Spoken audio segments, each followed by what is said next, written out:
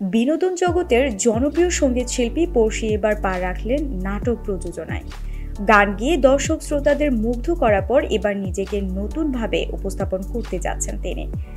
এক সাক্ষাৎকারে তিনি জানিয়েছেন, আসন্ন পবিত্র ঈদ উল ফিতরে তার প্রযোজনায় নির্মিত নাটক দর্শকদের জন্য উপহার হিসেবে আসছে।